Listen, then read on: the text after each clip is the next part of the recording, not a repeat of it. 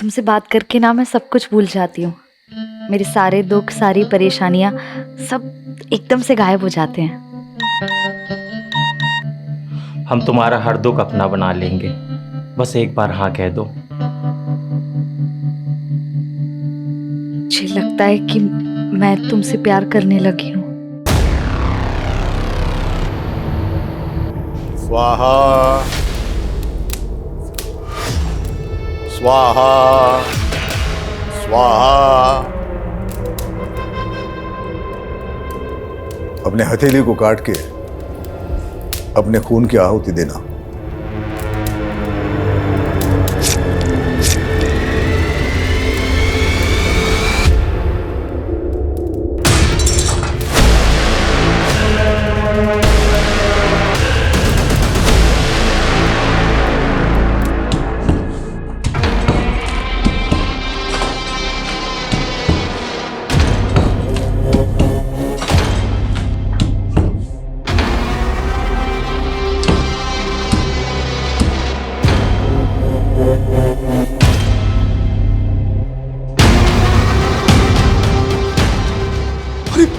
अरे ये क्या है?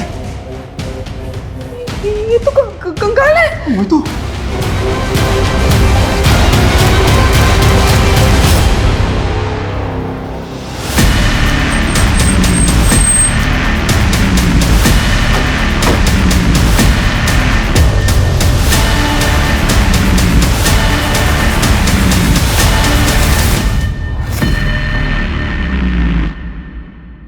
किसका कंकाल है ये? किसको मारकर गाड़ा यहाँ पे? सर हमें कुछ नहीं मालूम, हमारा कोई लेना देना नहीं है इस कंकाल से। आपके घर की दीवार में कंकाल है और आप कह रहे हैं आपका कोई लेना देना नहीं है? सर हम इस घर में सिर्फ 2.5 साल से ही रह रहे हैं। हमने ये घर बनाया लिया था, क्या पता हमसे पहले रहने वालों ने लाश गाड़ रखी हो यहाँ। हाँ सर, हम तो घर के रेनोवेशन के लिए ये दीवार तोड़ रहे थे। अगर हमने कुछ किया होता तो हम दीवार थोड़ी ना तोड़ते सर। आप दोनों के हाथ में ये चोट कैसे लगी? अपने हथेली को काट के अपने खून की आहुति देना। ये सब उस गुरुजी की उल्टी सीधी हरकतों की वजह से हुआ है। कौन गुरुजी? नवल किशोर शास्त्री। उनके कहने पर ही हमने ये दीवार तोड़ाई थी। अब कंकाल निकला तो भाग गए वो। शर्मा चलो, ये दोनों तो कुछ अजीब ही बात कर रहे हैं। फोरेंसिक को बुलाओ तो कंकाल निकलवाओ यहाँ से। Okay sir.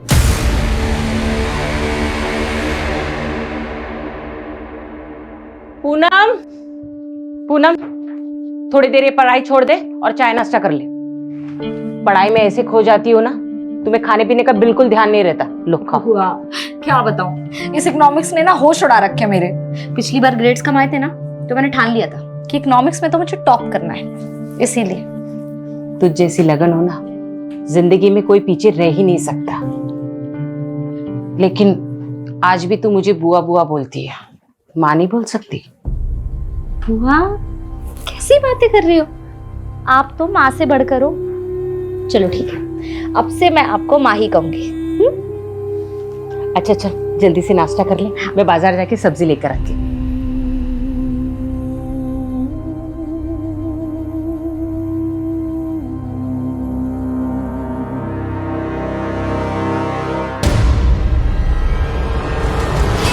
क्या पूनम, बॉयफ्रेंड से बात हो रही थी? नहीं फूफा जी, बस ऐसे ही। क्या है ना कि मैं बहुत फ्रैंक हूँ। तेरी उम्र में लड़कियां जो है ना, वो शादी से पहले ही फूफा जी, मेरी मैं क्या ये मेरे साथ जबरदस्ती कर रहे थे। ये फोन पे अपने बॉयफ्रेंड गार्ड लगी हुई थी? नहीं बुआ, मैं बस अपनी दोस्त से बात कर रही थी और कुछ नहीं। ये मेरे साथ जबरदस्ती कर रहे थे। अनाथ समझ के उसको पाल पोस के बड़ा किया। तो मेरे और मेरी बीवी के बीच में झगड़ा लगा रहे। मैं आपके रगरग से वाकिफ हूँ। क्या वाकिफ है? इसको तो मैं समझता हूँ। अभी हट हट हट हट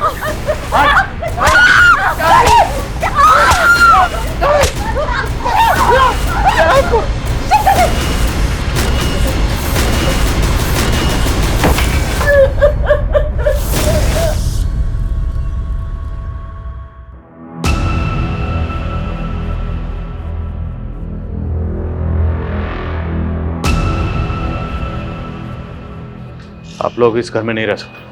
हमें घर सील करना होगा जब तक जांच पूरी नहीं होती। मेरा भाई यही नजदीक में रहता है, हम वहाँ चले जाएंगे। हमसे पूछे भी ना, आप दोनों मुरादाबाद से बाहर मत जाइएगा।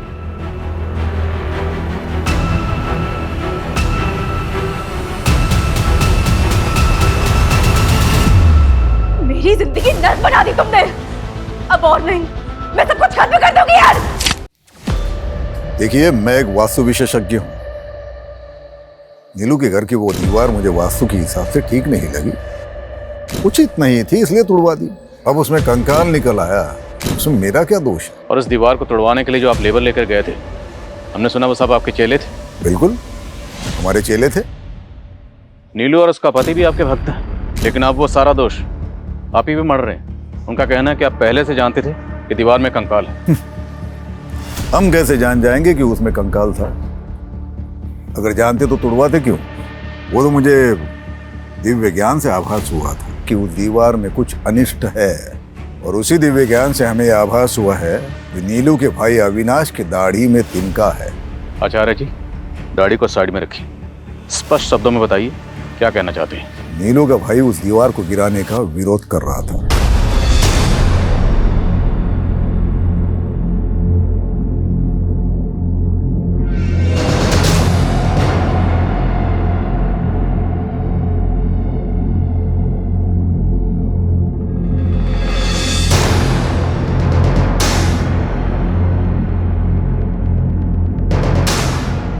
दीदी, ये सब क्या हो रहा है?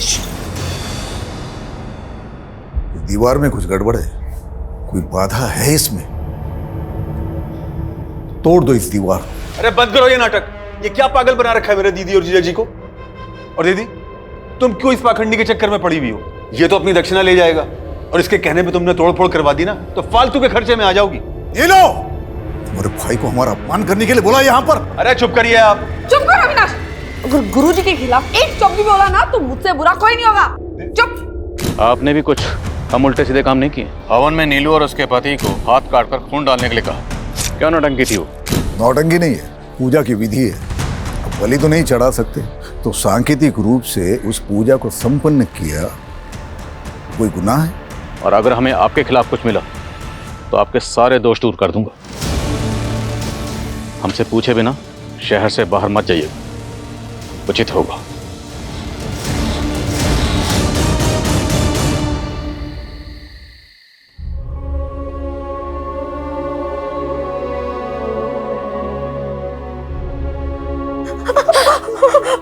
मेरी वजह से रोज आपको फूफा जी मारते हैं। इससे अच्छा मैं कहीं चली जाती हूँ। सच में तू कहीं नहीं जाएगी, और मेरे रहते हुए आदमी तुझे हाथ भी नहीं लगा सकता। वाह शांति, वाह, कितनी महान है तू। हाँ, बहुत महान है। गैरों को भी अपना बना लेती है तू, लेकिन मैं किसी पे एहसान करता हूँ तो पूरा वसूल करता हूँ। अरे इसी करुण के वजह से ना भगवान ने कभी अपनी औलाद नहीं दी हमें। तेरे को उसको बेटी बनाने का है ना, बनाओ, पर तुम दोनों को इधर चैन से रहने का है तो मेरी बात मान लो, घर की बात घर में ही रहेगी। हट हट हट हट। मेरे पास अगर दोबारा इसे हाथ लगाए ना तो मैं तुम्हें अंदर करवा दूंगी। मेरे को अंदर कराएगी तू? जिंदा रहेगी तो अंदर कराएगी ना। बोला था ना दीदी, उस गुरुजी के चक्कर में दीवार मत गिरवाओ। अब कंकाल निकल गया ना, अब पुलिस आप लोगों का आगा पीछा खंगालने में जुट जाएगी। आपको पता है उस दीवार में किसको मार के गाड़ा गया था? हमें कैसे पता होगा? अरे हमको तो हमारे घर से निकाल दिया पुलिस वालों ने, पूरा घर सील कर दिया उन्होंने। घर तो सील करेंगे ही, और अब आप लोग यहाँ रहोगे तो पुलिस वाले यहाँ भी आएंगे। यानी तू कहना क्या चाहता है? हमारे बुरे वक्त में हमें अपने घर में भी नहीं रखेगा? अरे जीजा जी, कैसी बातें कर रहे हैं आप रहो ना आराम से जब तक रहना है। बल्कि मैं एक काम करता हूँ, आप लोगों के लिए कृतिका का कमरा साफ करवा देता हूँ।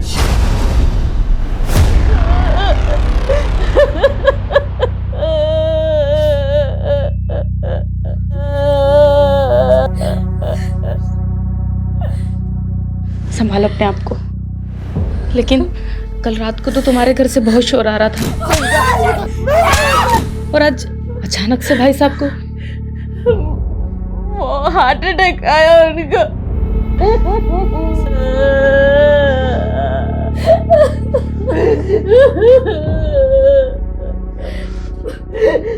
पूरा बात कर ली है, वो लोग आधे एक घंटे में डेथ सर्टिफिकेट बना के दे देंगे। चलिए अब अंतिम संस्कार की तैयारी करते हैं।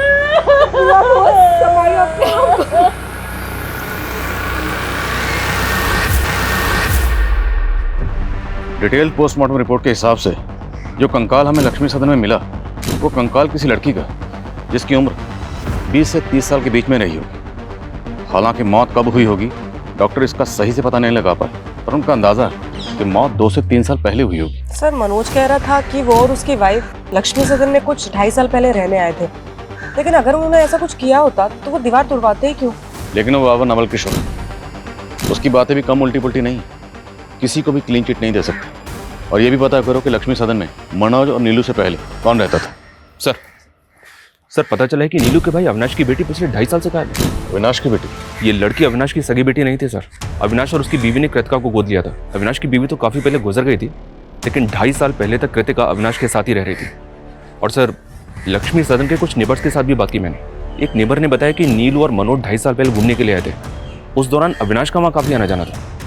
और सर अविनाश ने अभी तक सबको यही कहा है कि उसकी बेटी कृतिका 2.5 साल पहले किसी लड़के के साथ भाग गई थी। तो क्या ये केस ऑनर किलिंग का केस है? और लक्ष्मी सदन की दीवार में हमें जो कंकाल मिला, क्या वो कंकाल अविनाश की बेटी कृतिका का है? कुछ भी बोले जा रहे हैं आप। अब जबरदस्ती उस कंकाल को कृतिका का बता रहे हैं। आप तो चाहते ही नहीं थे कि दीवार टूटे, क्योंकि दीवार टूटती कंकाल बाहर आता और आपका राज भी। अरे सर, मेरी बेटी जिंदा है। कहाँ है कृतिका? यही तो मालूम नहीं है कि वो उसे बहकाकर ले कहाँ गया है। कौन, किसकी बात कर रहे हैं? समीर, यही पास के इलाके में अपनी चाची के साथ रहता था। वही मेरी बेटी को बहका रहा था।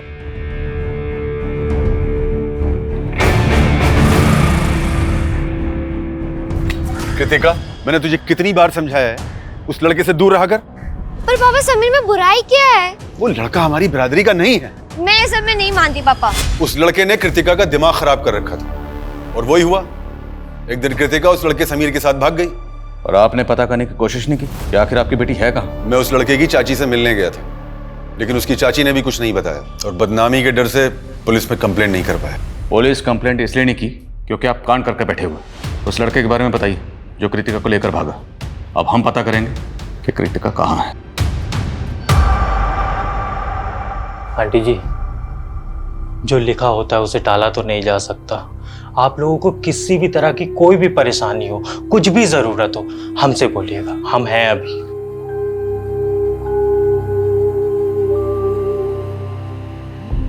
मुझे अपनी परवाह नहीं है गणेश बेटा।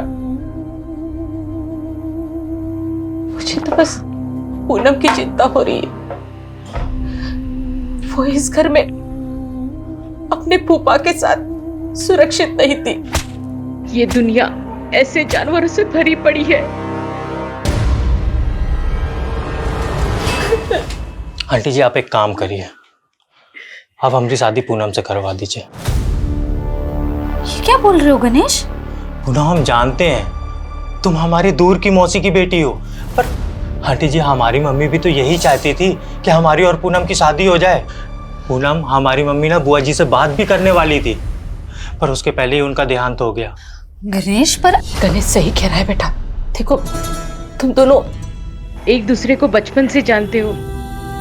मुझे ऐसा लगता है गणेश से बेहतर तुम्हारे लिए कोई लड़का हो ही नहीं सकता।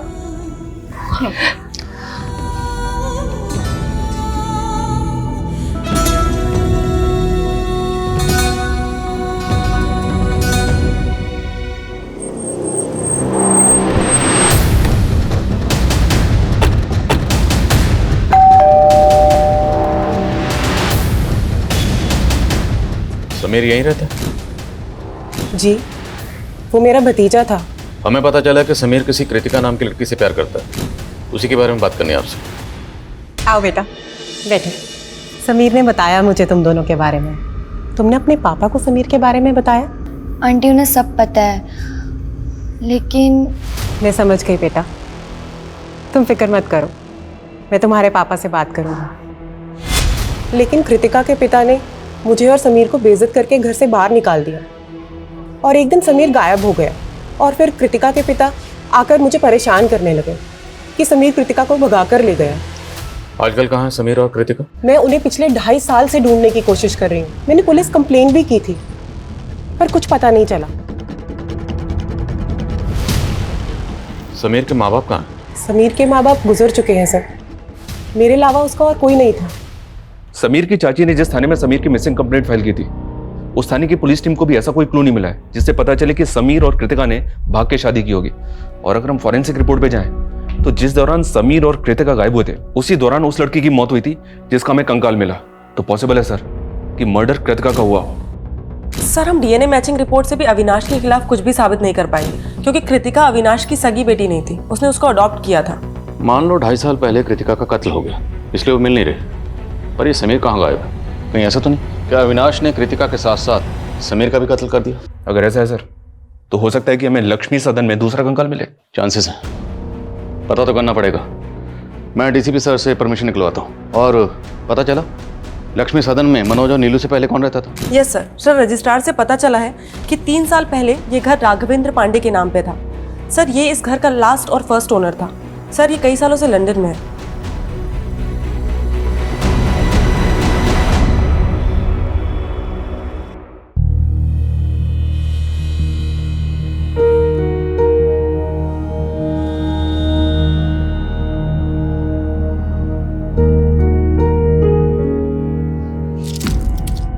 तुमने शराब पी रखी है? अरे वो हमारे दोस्तों ने थोड़ा लिटिल पिला दिया। तुमने मुझे पहले क्यों नहीं बताया कि तुम शराब पीते हो? अरे इसमें बताना क्या है, जमाना पीता है भाई। जमाना पीता हो चलेगा लेकिन मुझे बिल्कुल पसंद नहीं है। तुम्हें मालूम है ना इसी की वजह से फूफा जी ने मेरे साथ। अरे तो हमने तुमको बचा लिया ना तुम्हारे फूफा जी से। चलो अब हमारा मूड मत ऑफ करो, आज हमारी फर्स्ट नाइट है भाई। तू गणेश, तेरी इतनी औकात? गणेश छोड़ो।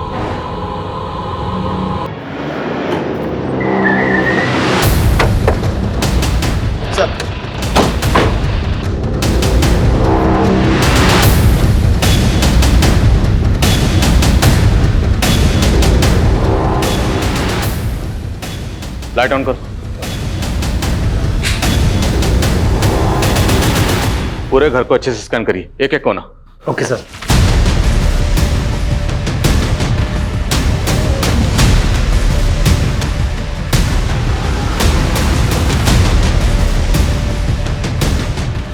सर कुछ नेबर्स ने बताया 2.5 साल पहले इस घर में एक मेड काम करती थी जो अचानक से गायब हो गई। कौन मेड? सर संजना नाम था हमारी मेड का, लेकिन आप उसके बारे में क्यों पूछ रहे हैं? हमें पता चला है कि आप उसके साथ कुछ अच्छा बर्ताव नहीं करते थे। मेरी जिंदगी नर्क बना दी तुमने। अब और नहीं, मैं सब कुछ खत्म कर दूंगी यार। तकरीबन 2.5 साल पहले उसने मोहल्ले में तमाशा किया था।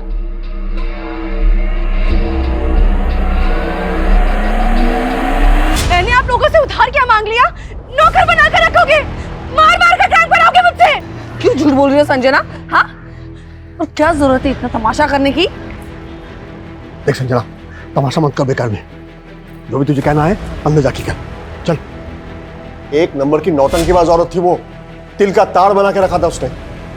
इसलिए आपने कंकाल बना दिया उसे? ये कैसी बातें कर रहे हैं आप सर? हमें पता चला कि उसके बाद से ही वो गायब है। लेकिन सर उसके बाद तो वो अचानक काम छोड़ के अपने गांव चली गई थी। तब तो गांव में मिलनी चाहिए। एड्रेस बोलिए गांव का। सर एड्रेस तो नहीं है हमारे पास। जिस एजेंसी के जरिए उसको काम पर रखा था उस एजेंसी का एड्रेस तो होगा? नहीं सर, किसी एजेंसी के थ्रू हमने काम पर नहीं रखा था उसे। वो खुद ही घर आई थी काम मांगने के लिए। कहती थी मंजुलापुरा में कहीं रहती है, लेकिन वहाँ एग्जैक्टली कहाँ ये हमें नहीं मालूम सर। ठीक, फोन नंबर बोलिए उसका। सर उसके पास फोन नहीं था।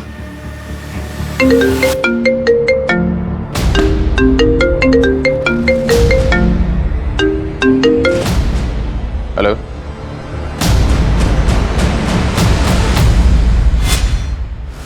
मेरी जिंदगी नर्क बना दी तुमने। अब और नहीं, मैं सब कुछ खत्म कर दूंगी यार। संजना क्या कर रही है तू ये?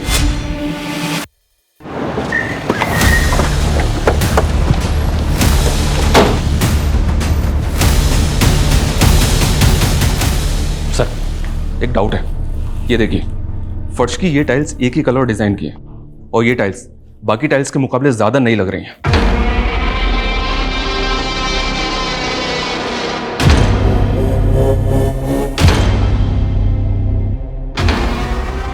खुदवाओ।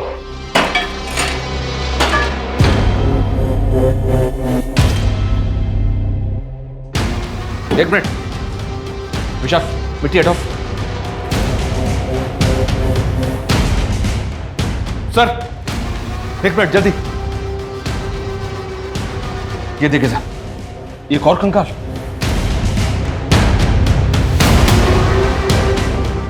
विशाल, वो गले में क्या? निकालो जरा।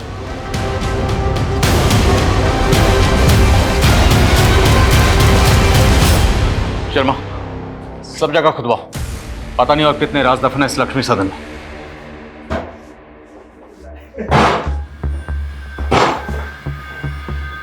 हमारी पत्नी। अरे घूर क्या रही हो? है? उनसे शादी करके भी ना हमको जबरदस्ती करनी पड़ती है। ये हमको वो सुकून देगी जो तुम हमको जिंदगी में कभी नहीं दे सकती। मैंने कभी सोचा भी नहीं था गणेश कि तुम ऐसे निकलोगे। अरे हम ऐसे ही हैं। आओ डार्लिंग, बैठो। अब तुम देखो और चलो। है? पैर ऊपर कर लो, आराम से।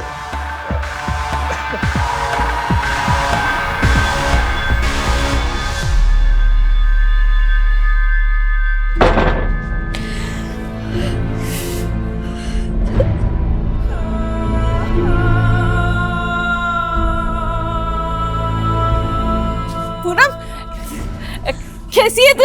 हाँ? अरे मैं यहीं से जा रही थी, मैंने सोचा तुझे और दामाद जी को। तू रो क्यों रही है? क्या हुआ? उठ उठ, तेरी इतनी हिम्मत? हाँ? मेरी बेटी को ऐसा किया तूने? ऐसा किया मेरी बेटी के साथ ऐसा? बुढ़िया!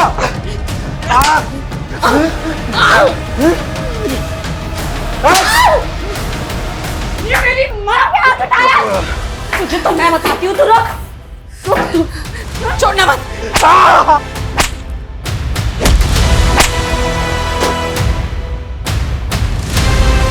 सर, एक कंकाल को एग्जामिन करने के बाद पता चला है कि ये कंकाल 18 ईयर्स एंड अबव किसी लड़के का है सर। क्या? तो डॉक्टर, क्या लड़के की मौत भी उसी दौरान हुई होगी जिस दौरान लड़के की मौत हुई, जिसका कंकाल हमें लक्ष्मी सदन की दीवार में मिला? हो सकता है सर, मैं आपको डिटेल रिपोर्ट जल्दी सेंड करता हूँ। ये चेन हमें कंकाल पे मिली थी। क्या समीर ऐसी चेन पहनता था? मैम, मुझे ठीक से याद नहीं आ रहा है, पर आप ये सब क्यों पूछ रही हैं? देखिए, हमें लगता है कि कृतिका के साथ साथ समीर का भी मर्डर हुआ है। पहले आप मुझ पर कृतिका के मर्डर का इल्जाम लगा रहे थे, अब दूसरा कंकाल मिल गया तो समीर कर रहे हैं। क्या सबूत है कि दोनों कंकाल समीर और कृतिका के हैं? अबे ओए, सबूत तो इस बात के भी नहीं मिले कि समीर और कृतिका जिंदा हैं। सर, मैं क्या रहा हूँ कि मैंने उन्हें नहीं मारा है। आप मेरा यकीन क्यों नहीं करते? हम यकीन नहीं करते, तोड़ाई करते हैं जब तक मुजरिम सच नहीं बोलता। अभी तक आपकी मेट संजना का कुछ पता नहीं चला, हम उसे ढूंढ ही रहे हैं, और अब लक्ष्मी सदन में दूसरा कंकाल मिला। अब ये तो कहना मत कि आप लोग इस बारे में कुछ जानते ही नहीं। सर, हम सचमुच कुछ नहीं जानते। आप बेकार में हमें और अविनाश को परेशान कर रहे हैं सर। एक मिनट सर, आपने किचन में खुदाई की थी ना, और कंकाल भी आपको वही मिला ना? जी सर, अब तो मुझे पूरा यकीन है सर कि ये काम जरूर उन लोगों का है जो हमसे पहले वहां रहते थे, क्योंकि जब हम वो घर देखने गए थे तब हमने भी देखा था कि किचन की टाइल्स अलग अलग है, और हमने इसके बारे में एजेंट को भी बोला था। कौन एजेंट? शेखर यादव सर। राघवेंद्र पांडे ने उसी एजेंट को घर की चाबी दे रखी थी। ये देखिए सर,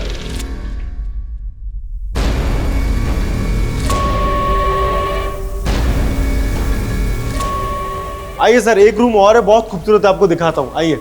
एक मिनट। क्या हुआ सर? ये फर्श तो बहुत अजीब ढंग से बनी हुई है, ना टाइल्स मैचिंग है ना ठीक से लगे हुए हैं।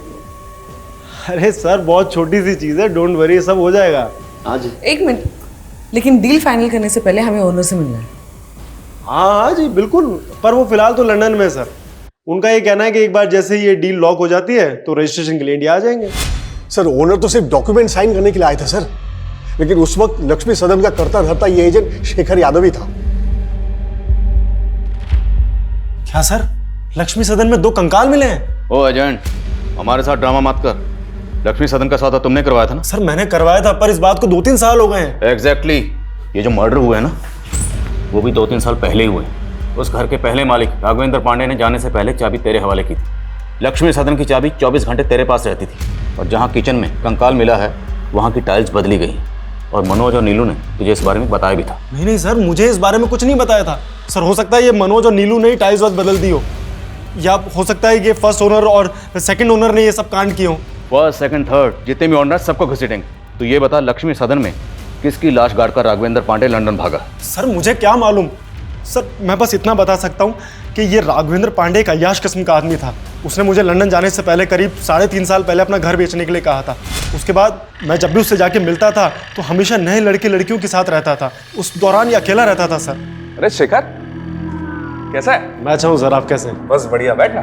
नहीं सर, थैंक यू। ड्रिंक? अरे नहीं सर। सर मैं ये कह रहा था, वो एक पार्टी से बात की थी आपके घर के लिए, तो 70 लाख रुपए बोल रहे हो।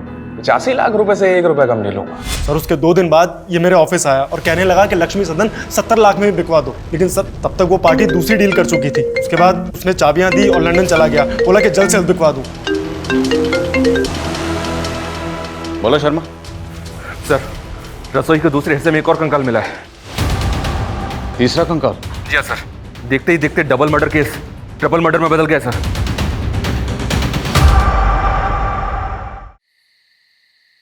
तुमसे बात करके ना मैं सब कुछ भूल जाती हूँ।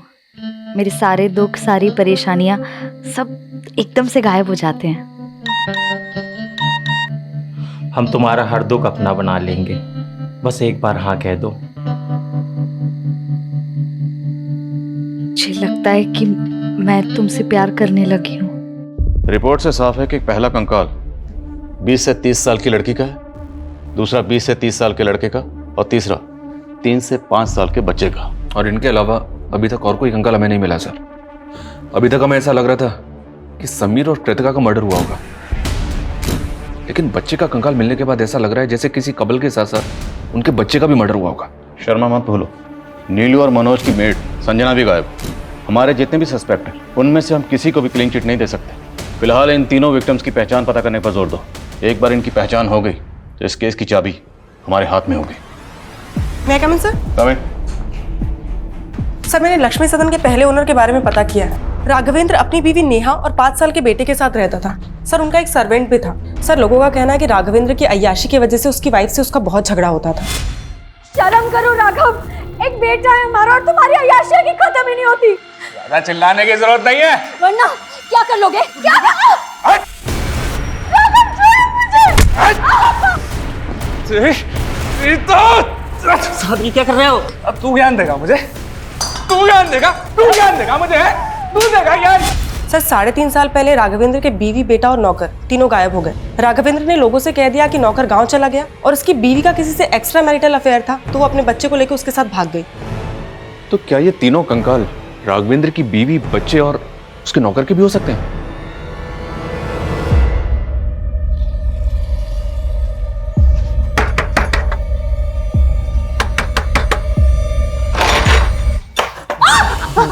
तेरे और तेरी बेटी के चक्कर में पूरे 15 दिन हॉस्पिटल में रहे हैं। आज हम एक एक घाव का बदला लेंगे, माँ कसम। कहाँ है तेरी बेटी? है कहाँ है तेरी बेटी? पूनम, पूनम नहीं है वो यहाँ। कहाँ है तो वो? नहीं बताऊंगी। नहीं बताएगी? नहीं बताएगी तू?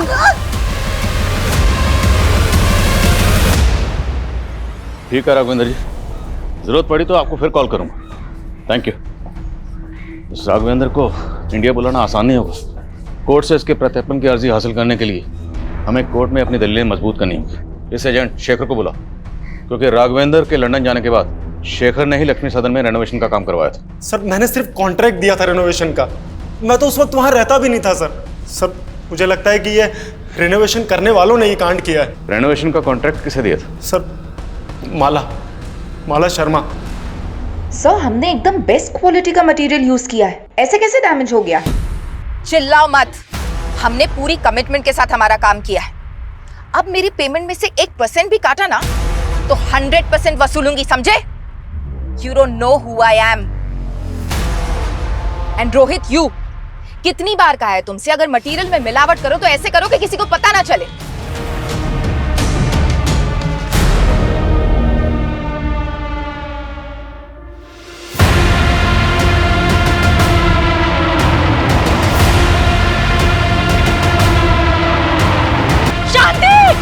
मानती हूँ लक्ष्मी सदन के रेनोवेशन का कॉन्ट्रैक्ट मैंने लिया था, लेकिन किसी मर्डर से मेरा कोई लेना देना नहीं है। तो इतना तो मानती है ना कि लक्ष्मी सदन में आपने रेनोवेशन किया था? किचन की टाइल्स, दीवारों का टेक्सचर, ये सब आपने वहाँ पर चेंज किया। किचन और दीवार में कंकाल कहाँ से आए? मैंने कोई तोड़फोड़ नहीं करवाई थी सर, बस वास्तु के हिसाब से थोड़ा बहुत ऑल्टरेशन करवाया था। लेकिन बाबा नवल किशोर जो खुद वास्तु एक्सपर्ट है, उनका कहना है कि उस घर में वास्तु दोष था। नवल किशोर बाबा? आप जानती हैं उसे? जी, उनसे मैं वास्तु की टिप्स लेती हूँ और लक्ष्मी सदन के लिए भी उन्होंने सजेशंस दिए थे। रेनोवेशन के दौरान वहाँ कौन कौन आता था? मेरे वर्कर्स, मिस्त्री, कारपेंटर, पेंटर, उनके ठेकेदार के पास वहाँ की चाबी रहती थी। और बाबा नवल किशोर भी वहाँ विश्वकर्मा पूजा और यज्ञ के लिए आ रहे थे। देखिए, मेरा किसी भी हत्या से कोई लेना देना नहीं है। जैसे माला मेरी भक्त है, वैसे नीलू भी मेरी भक्त है। ये तो सारा होनी का खेल है। आचार्य जी, ज्ञान बांटना बंद करिए। अगर हमें बाद में पता चला ना कि आपने कुछ भी छुपाया था या झूठ बोला था, तो इतना याद रखना, यहाँ पर हम इस डंडे से ज्ञान बांटते हैं। सुनिए, ये पुलिस वाले हमारी मेड संजना का भी पता लगा लेंगे, ये तो मैंने सोचा ही नहीं था। अच्छा, तो ये तुम दोनों का कांड था? अपनी मेड को मार के घर में गाड़ दिया और पुलिस मेरे पीछे पड़ी हुई है। तो तू कौन सा कम है? 2.5 साल पहले हम जब 2 महीने के लिए घूमने गए थे, तभी तेरी बेटी और उसका वो लफंगा दोस्त, क्या नाम है उसका, दोनों गायब हो गए थे ना। तूने ही दोनों को मार के गाड़ दिया होगा। एक तो मैंने तुम दोनों को घर में रहने की जगह दी और मुझ पे ही चढ़ रहे हो। चलो देख लो दीदी, चलो चलो, मैंने बहुत बड़ी गलती की। अविनाश, तुम्हें अपने घर में रहने नहीं चाहिए। अविनाश, जाओ यहाँ से। जिस वक्त लक्ष्मी सदन में रेनोवेशन का काम चल रहा था, उस वक्त बाबा नवल किशोर के अलावा माला के 3 ठेकेदारों के पास भी लक्ष्मी सदन की चाबी रहती थी। मिस्त्री राज, कारपेंटर योगेश और पेंटर मुन्ना, तीनों को हाजिर करो। सर,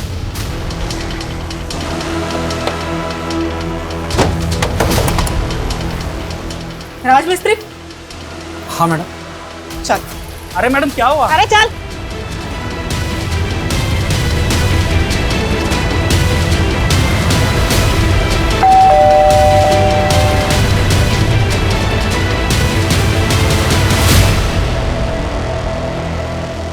कृतिका? पापा, हमें हमारे दोस्त से पता चला है कि आपको पुलिस बहुत परेशान कर रही है। भले ही हमने आपकी मर्जी के खिलाफ शादी की थी, लेकिन मैं भूल नहीं सकती कि मुझ जैसे अनाथ को आपने पाल पोस के बड़ा किया है। इसीलिए हमने फैसला किया है कि हम पुलिस की गलतफहमी दूर करेंगे। उन कंकालों के बारे में मैं कुछ नहीं जानता। तेरे अलावा माला ने जिस कारपेंटर और पेंटर को ठेका दिया था, वो दोनों गायब। उन दोनों के फोन भी बंद है। अरे साहब, उनसे मेरा कोई वास्ता नहीं है। वो दोनों ना उमरा गांव में रहते हैं साहब, वो एक ही आपको मिल जाएंगे। अविनाश का फोन आया था सर, कृतिका और समीर दोनों जिंदा है। और नीलू और मनोज की जो मेट थी संजना, उसके बारे में कुछ पता चला? जी हाँ सर, उस मोहल्ले की कुछ और काम वालियों से उसके गांव का पता चला है। वो बिहार की रहने वाली है। बिहार पुलिस को अपडेट दिया है मैंने।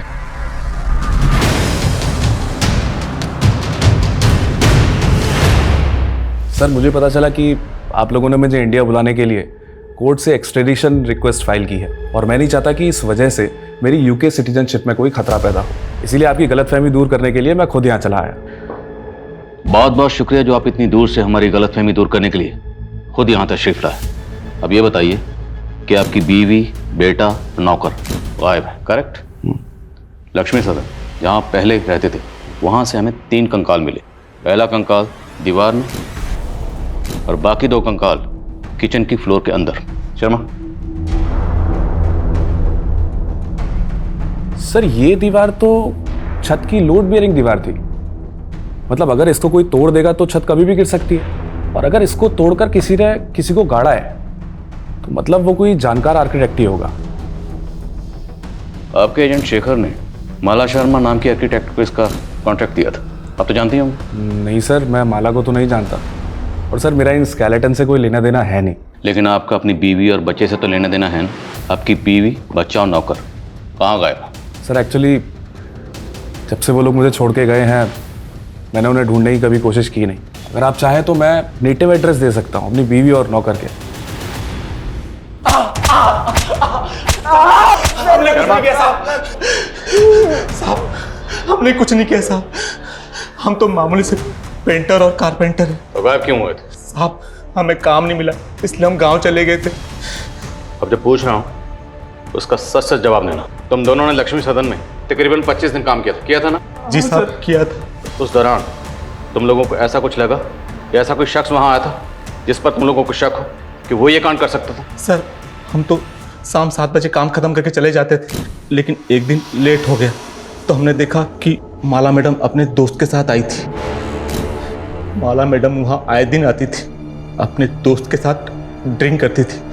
साहब इसके अलावा हमें कुछ नहीं पता सर। माला के एक एक दोस्त के बारे में पता करो, हो सकता है उसका अपना किसी दोस्त के साथ पंगा हुआ और ये माला इन मर्डर्स में शामिल हो। और ये भी चेक करो क्या माला के बैकग्राउंड में कोई ऐसा है जो गायब है, और माला के तीनों ठेकेदार उन सबकी बैकग्राउंड पता करो। सर खबरी का कॉल है। हेलो, ठीक है उसे यहाँ ले आओ। सर मनोज और नीलू की में एक संजना का पता चल गया है। गुड। साहब नीलू और मनोज जी बहुत टॉर्चर करते थे साहब, उनसे उधार क्या नहीं लिया, गुलामी बना लिया था उन्होंने, इसलिए मैं तंग आकर खुद ही मरना चाहती थी। मेरी जिंदगी नर्क बना दी तुमने, अब और नहीं, मैं सब कुछ खत्म कर दूंगी यार। संजना पागल हो गई क्या कर रही है तू ये? अगर वो लोग मारपीट करते थे तो पुलिस के पास क्यों नहीं आई? साहब हम गरीब लोग अगर पुलिस के चक्कर में पड़ेंगे तो हमें कहीं भी काम नहीं मिलेगा। संजना, कृतिका और समीर का तो पता चल गया है, लेकिन राघवेंद्र की बीवी, बच्चे और नौकर का अभी तक पता नहीं चला सर। लेकिन सर हमें ये जो तीनों स्केलेटन मिले हैं इनका एज ग्रुप भी इससे मैच करता है। सर हो सकता है राघवेंद्र हमें बेवकूफ बना रहा हो। हेलो सर, वो राज की इन्फॉर्मेशन मिली है। राज की इन्फॉर्मेशन? स्पीकर। हाँ बोल। 1.5 साल पहले बरेली की पुलिस ने उसे किसी केस में उठाया था। क्या केस था वो? सर वो तो मालूम नहीं, लेकिन पास की बस्ती में एक विधवा औरत रहती है अपने 2 बच्चों के साथ, वहाँ भी उसका आना जाना था सर। शर्मा, पता करो बरेली के कौन से थाने की पुलिस राज को उठाकर लेके गई। राज को हाजिर करो।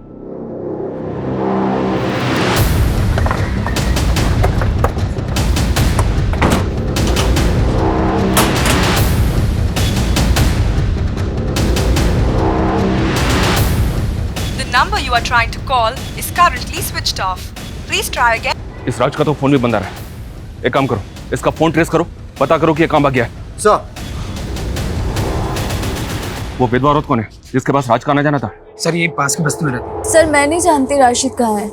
और उसका नाम तो राज है ना? सर उसका असली नाम राशिद है, लेकिन सब उसको राजा बोलते हैं। आपका राशिद से क्या रिश्ता था? मैं एक विधवा औरत हूँ, 2 बच्चों की माँ हूँ। कुछ पैसों से मेरी मदद कर देता था और मुझे लगा था कि वो मुझसे शादी करेगा, पर सर उसने तो किसी और से शादी कर लिया। किससे शादी कर? सर कोई थी बदचलन औरत। सर राशिद से शादी करके उसी के भाई से चक्कर चला के भाग गई। जी 1.5 साल पहले एक सुसाइड केस के बारे में पूछताछ करने के लिए हमने राज को तलब किया था। किसके सुसाइड केस के बारे में? उस वक्त हमें एक मर्डर केस लग रहा था। शांति नाम की एक औरत अपने घर में लटकी हुई मिली थी। जब हमने इंक्वायरी की तो पता चला कि शांति की एक मुंह बोली बेटी थी, पूनम। उस वक्त तो पूनम का कुछ पता नहीं चला, लेकिन बाद में पता चला कि पूनम ने गणेश नाम के किसी आदमी से शादी की थी। सर पूनम तो हमको 8 साल पहले ही छोड़ के चली गई थी। हमने सुना तो उसको मारता पीटता था। एक बार तूने शांति को भी मारने की कोशिश की थी। नहीं सर, उस दिन हम पूनम के घर पूनम को वापस लेने के लिए गए थे, पर उसकी बुआ ने हमको बताया ही नहीं कि उनने पूनम को कहाँ भेज दिया है। जब हमने पूनम का सोशल मीडिया खंगाला तो पता चला कि वो वहाँ पर राज से टच में थी। जब हमने राज से पूछताछ की तो उसने बताया कि उसकी और पूनम की शादी हुई थी, लेकिन पूनम राज के भाई शाहिद के साथ भाग गई थी। उसी वक्त इस केस की पोस्टमार्टम रिपोर्ट आ गई, जिससे कंफर्म हो गया कि ये एक सुसाइड ही था, तो हमने केस बंद कर दिया। तो आपको राज के भाई शाहिद और पूनम के बारे में कुछ पता नहीं चला वो कहाँ? जी नहीं, लेकिन हमें ये ज़रूर पता चला कि राज और पूनम का 3-4 साल का एक बेटा था और पूनम उसे भी अपने साथ ले गई थी।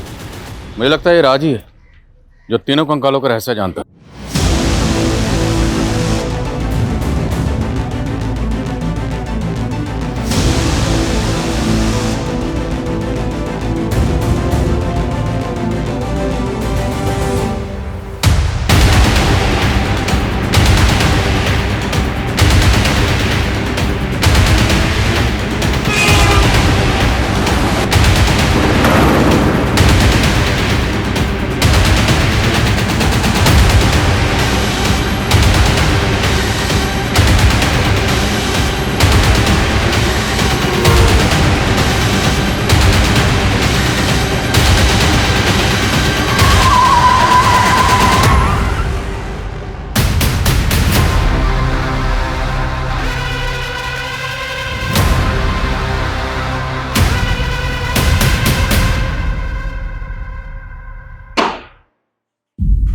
राज उर्फ राशिद, तेरे इस राज से पर्दा उठ चुका है। तेरा डीएनए 2 कंकालों से मैच हो चुका है। पहला कंकाल है तेरे भाई शाहिद का, और दूसरा तेरे बेटे का, और तीसरा पूनम का। सोशल मीडिया पर रिक्वेस्ट भेजी थी साहब मैंने उसको, उसने तुरंत एक्सेप्ट कर ली। फिर धीरे धीरे चैटिंग शुरू होने लगी, फिर मैं उसके दिल का राजा बन गया। शादी करने के लिए तैयार हो गए साहब मेरे साथ, लेकिन उसको यह धक्का बर्दाश्त नहीं हुआ था कि मैं राज नहीं राशिद हूँ। कुछ ही दिनों बाद मुझे पता चला कि उसका मेरे भाई शाहिद के साथ चक्कर चल रहा है। मेरे से मन नहीं भरता तेरा, मेरा भाई चाहिए तुझे। राज, मैंने तुम्हारे भाई से थोड़ी सी बात कर ली, इसका मतलब कुछ भी निकालोगे क्या? शर्म आनी चाहिए तुझे राज। अरे 4 साल का बच्चा है तेरा और पूनम का, भाई पे शक कर रहा है। उनको दिखाने के लिए मैंने उनके झूठ पे भरोसा कर लिया साहब, लेकिन अंदर से बदला लेना था ना। और उस टाइम पे मुझे लक्ष्मी सदन का ठेका मिल गया था, और उस दौरान मेरे बेटे का बर्थडे आया। सही मौका मिल गया था मुझे, तो फिर वो लोग यहाँ आए, फिर मैंने बर्थडे का केक काटा। उसके बाद मैंने उनके कोल्ड ड्रिंक में जहर मिला दिया।